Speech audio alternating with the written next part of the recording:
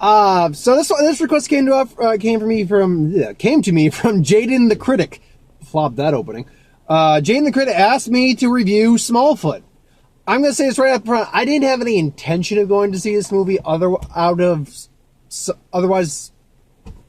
I didn't have the intention of seeing this movie apart from someone requesting me to see it. Someone did. So Jaden the Critic, here's my review of Smallfoot.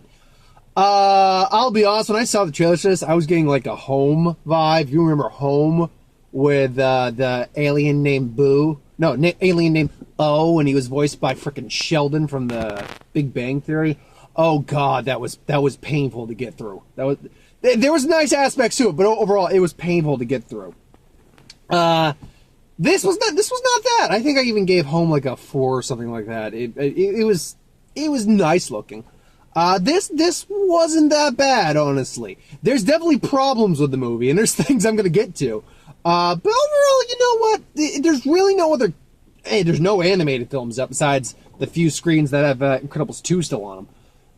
There's very few kids films out right now. Like I could say House of the Clock on its Walls. I'd label it as a kids. It's dark, but kids films back in the day used to be dark. So PG used to mean PG. Now it doesn't. But there's really there's no other films like that out right now. So this isn't a bad one to take your kid to. There was a fair few people in there. It was Tuesday matinee, so it had that going for it. It's the story of a Yeti who's voiced by Channing Tatum. He sees a mythical creature, the Smallfoot, Bigfoot Smallfoot, and he goes, and they don't believe him, gets banished. I'm going to go prove it, finds it, and then the human he finds is like this kind of down on his luck animal naturalist. He has a show, but it doesn't really go very well, or isn't going well in the ratings. So it's them and the history behind it. I mean, what's to like about this? Well, visually, it is. I'll give this film credit. This film could have been the biggest steam pile of crap this year. It looks beautiful. It is like, just the scenery alone is gorgeous. The way the ice literally looks like ice is gorgeous to look at. It's translucent. It looks beautiful. Some of the colors really pop. And the actual character designs are fairly compatible, are fairly solid. So it's really a very beautiful looking film. The landscape shots, some of the aerial views for an anime film are really well done. I give any animated film credit that when it can do actual cinematography and make it look like you're actually there flying with them or something like that, I give it credit. Big Hero 6 did that. I loved Big Hero 6. I should pick that one up. There's a lot of films I still need to pick up and add to a collection, not even including recent releases. I will say that the characters are, for the most part, likable on with the exception of, what was his name? Smid or something like that. The little tiny Sasquatch who's part of the SES, Smallfoot Existence Society, I think it was they called, or Smallfoot Exist Sucker, as they put it. He was irritating, but he was supposed to be irritating. I'm just wipering my windshields. He was supposed to be irritating. Everyone pointed out he was irritating. It's like when they all go to help save Mika or something like that. Basically, the two main Sasquatches by Channing Tatum and Zendaya. It's just like, wait, where's he? It's like he's like weighing the pros and the cons of shit. I was like, yeah, no, he's not a good person. It's like, yep, pathetic. They reference that twice, actually 3 times. And he eventually joins up. It's like, oh, what I miss? It's like, you're terrible. You're just not a good person. But I mean, right off the bat, one of the biggest issues I have with the movie is you want to talk about a paint by freaking numbers storyline. Okay, you got a society of magical, or just society of people cut off from the world, and they have their own lore and stuff like that. Their lore is funny, though. They believe they came out of the butt of the great sky ox, and they live on a mountain that floats in the sky, or an island that floats in the sky on the backs of mammoths. And some guy drove by in the past and was giving me a look. On the backs of mammoths, they got to feed the mammoths ice to appease them, and they ring a gong by smashing one of their own into a gong. They wake the sun. They smash one of their own into a gong with a slingshot to wake the great snail in the sky, which is what they think it is. So they got and it's all written on stones. It's just stones are law. Common's the stone keeper, who's the father of Zendaya's character. Oh, I can actually see them playing a real father and daughter duo in an actual movie. So they're ruled by basically say, you got questions, just bury them underneath there and it'll all be good. Don't question things. Don't ask for truth or anything like that. It's all good. So it's one of those where, hey, it turns out they know that he knows the truth all along, but he did it to protect them and blah, blah. Now the main character's gonna have to lie, and then the lie's gonna get revealed. He's gonna make advances. It's one of those frickin' run-of-the-mill things. And it's not done bad, it's just not done good. That's one of those tropes that has been done to death so many times and so often that it's really hard to make that fresh and unique. So I can't slight that against the movie, but the fact that they had it doesn't help. But there is a good commentary on blind belief in the, because they follow the rules of the stones, and if they shouldn't question your God or your authority or anything like that, because otherwise, questions might lead to scary truths, and you don't want that. Just go by your routine and just live your life. And there's definitely a commentary. There's a little commentary about what your place in your society is with the main character. So I give her props for that, honestly, for going there. The music, they had a song in the trailer. I can't remember exactly what it was, but I remember it wasn't in the movie. It's in the credits. So what was the point of having it? I don't get it. But there is music numbers in the movie. I would like to say the music numbers were good. I can't necessarily say that, but I also can't say the music numbers were bad. The problem happens with the first few minutes, like 30 seconds of each music number. It's like, okay, this is nice. Two of the songs sound pretty much identical. One of them I just repeat over. There's there's 5 songs. One of them was just James Corden singing over Under Pressure, but with different lyrics. Basically, I'm doing this up on the spot here. And then Common gets a different song that's different from the other ones, basically explaining the history of the Yetis. The problem all these songs have is not the fact that they don't sound nice. That music's actually pretty nice. I'm sure the actual singing is nice too, but for some reason, I don't know if it was an ADR thing or a recording issue, but the music itself was louder than the voice actors singing. Like, if you listen to, Moana, or you listen to Frozen, or Coco, listen to any of the songs from there, you can clearly and very predominantly hear the lyrics, the singer in the song, but it doesn't overpower the music of the song. There's a great balance there. It's loud enough that you can hear the melodies and the music, but the singer is predominant in the song, because they're the ones singing the song. You should be able to hear them. The music was just drowning everyone out in all their songs. James Corden, Channing Tatum, who actually does sing, it sounded like. And for what it's worth, he didn't have a terrible voice. Zendaya, who's a fantastic singer. I could barely hear her throughout half her song. Common got drowned out, for God's sake. And Common's a former rapper. I mean, what the hell? What happened in here? What happened here? Because if you could hear the people singing as they should be heard, then I would say at least a couple of these songs would have been okay.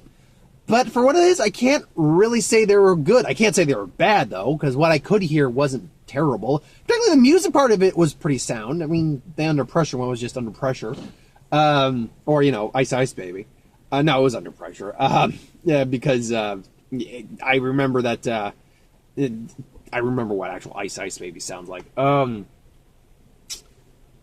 So, I mean, there is that is a big problem when those show up, is that they don't, first off, there's no real point to having them. It's not like this is a Disney film. Disney films have a history of having songs in their movies. That's fine. There is no real implication that there would be. I mean, there was music in the trailer. Like, maybe it would have had like a Brother Bear or Tarzan scenario where the music was being played over the, like in the background while things are going on, but there was no actual singing involved. There was no indication this was going to have songs, legitimate singing characters in there. But to be fair, it didn't come off like it was out of place. It was just, I was a little surprised. I was like, oh, there's a song here. Okay. And I'm like, why can't I hear Channing Tatum very well? Why can't I hear Zendaya very well? Some of the jokes are actually quite funny. I'll give them credit on that. Some of the jokes aren't bad at all. Like the misunderstanding jokes between the James Corden character, the human, and the Yetis. That's some fun stuff in there. But I mean, there's other jokes that just there was like 15-minute stretches where I was just okay. That's not bad. All right, it's bad. This is nice looking at least. Mm-hmm, mm-hmm. It's not terrible. I can give it that. It's not terrible. But ultimately, I'm just like, all right, speed it up. It does pick up later on, but ultimately, and I will say this: the world of the Yetis is a very kind of nicely designed, unique, creative world. They have their own houses. Mammoths apparently didn't go extinct, so they live up there with the Yetis. Which here's the thing too: James Corden's like all excited, like, oh yes, Yetis. Maybe not the Yetis, but woolly mammoth still exists. You could do that too. You get mammoth hair. So it's. But yeah, they had this cool, fun little system. They break up ice, feed it down below. Apparently it's revealed there's a steam machine on the mountain that creates the fog layer. Excuse me. Overall, it was a nice little film. Danny DeVito played Channing Tatum's dad. There was that as well. Overall, it was all right. It's not something unless someone wanted to see it with me, I couldn't recommend seeing it again, or seeing it more than once if you're curious. It's definitely a nice little family film, though. I could recommend it for your kids, especially as a rental or a matinee. I can recommend it for your kids, sure. I walked in as they were playing Wonder Park. I'm looking forward to a better trailer of that, but that wasn't terrible. I'm going to say this one, because this is something to talk about. Goosebumps wasn't even a trailer. It was Slappy the Dummy, who's not even voiced by Jack Black, which tells you Jack Black's not in the film. Basically just to say, go see Goosebumps. Count Halloween. I actually kind of like the first Goosebumps movie. This one this looks bad. This looks like a cash grab. Shazam. I'm looking forward to Shazam. I'm looking forward to a full trailer for that. Wreck-It Ralph 2. Hey, man, I love the first Wreck-It Ralph. I'm more than willing to go see this. This comes out in November, so good time for that. Okay, this. Now, I've gone on record saying I'm not really looking forward to The Grinch that much. I like the animated Grinch. It's a beloved classic. And I even I really like the Ron Howard Grinch. There's stuff I don't like I don't give a shit about the backstory of the Grinch in that movie. I'll even agree with anyone. I won't argue at all with anyone in that aspects. Like, I don't give a shit about the kid. Hey, if I ever watch The Grinch, I usually fast forward to that part. I'm like, I don't give a shit about this part. So, I like the Grinch series. And look, I'll give the movie a shot when it comes out. Absolutely. But I haven't been... Like, the first trailer, I was like, the second trailer, I'm like, alright, maybe. The third trailer, which is the one I saw, I'm like, oh, no, just no. It's like, you mean one. Mr. Green is like that. Look, there's plenty of versions of the You're a Mean One, Mr. Grinch you can do. That's one I'm not a fan of. That's not what I'm a fan of. Then you got this yak in there that's kind of like the kids like, oh, this is your minion for the movie. But my issue isn't with seeing the trailer again. Honestly, I was expecting it. It's an animated film. I'm not joking. We got the same damn trailer twice. They played it. I'm like, okay, got like 2 other trailers. And then they did the Grinch again. I'm like, what? And beat for beat, it's the exact same trailer. They played the same trailer twice. What the hell? I can think of God knows how many other films you could have put in front of this. You could have put How to Train Your Dragon in front of that. You could have put Spider-Man Into the Spider-Verse in front of it. Maybe it's a studio thing, which is possible. I doubt it, though. Because Illumination, I believe, is owned by Universal. So you're able to have a Universal trailer in front of the movie, and you have like Sony's Spider-Man in front of Marvel movies and superhero movies all the time, DC movies. So again, you could have had Spider-Man the Spider-Verse. You could have had, I had said the other, How to Train Your Dragon. We got that trailer's out right now. What else can I think of off the top of my head that you could have put in front of there? I'm certain you can, because I think we got like a live action trailer. Hold on one second. I double, let me check on that real quick. Yeah, we got Shazam and a little bit of, you could have actually had the legitimate Goosebumps trailer, but there's so much more you could have put in front there, but instead you repeated the Grinch twice? Was that a mistake? Or are you that desperate to get people into the seats for this movie? I don't know what the reasoning behind that is. All I know is the second time it came around, I'm just like, can we please just fast forward to the next trailer? Please? So, yeah. I would give this a 6 out of 10. It's a little above average. It's not amazing. But I would say, if you're interested in the movie, give it a watch. It's okay. That's the best I can say. Yeah. So that's my thoughts on that. But thanks for watching. Hope you enjoyed. The Who Would Win for tomorrow and the What If will be up tomorrow. Yeah, both Who Would Win and What If will be up tomorrow is basically the summed up version of a sentence. Their Venom is this week. The reviews haven't been very good. I'm gonna go in. I've been looking forward to Venom. I want Venom to be good. I hear at least he and Eddie Brock are good, but in the movie, and he looks good. So there is that, and it's a good post-credit scene at the end. Makes me think I know what it's gonna be. Still, I've been hearing not good things, but I'm not gonna let that. I go into shitty movies all the time. I'm gonna go in with bated breath and be like, okay, this is what's gonna happen. This is it. It's either going to be good or bad. Save my opinion at the door. Let's do this. And then Star is Born. I'll go see that next Tuesday. Because I do want to see that. That looks really good. So, yeah. That's my thoughts on the movie. But thanks for watching. Hope you enjoyed. Like, comment, share, and subscribe. As always, you want us to review something, put the comments below. Let us know. We'll do a review of it at some point. Ideas for who would win. Star Wars, superhero magic. What if? Anything I do on the channel, put that in the comments below as well. I'll get to that at some point. And discussion videos. I've now had people giving me requests just to have videos that are discussion based. So, just talk about certain topics and just talk about them. And that's, and that I think is a good way to talk about something. If you want me to just talk about something, do a video about something, be it movie related, anime related, cartoon related, hell, even music related. I'll do video game related. I'll do just about anything. And the majority of the channel is nerd stuff and movies and things like, and some game things here and there. But, yeah, if you have something you want me to talk about, sure.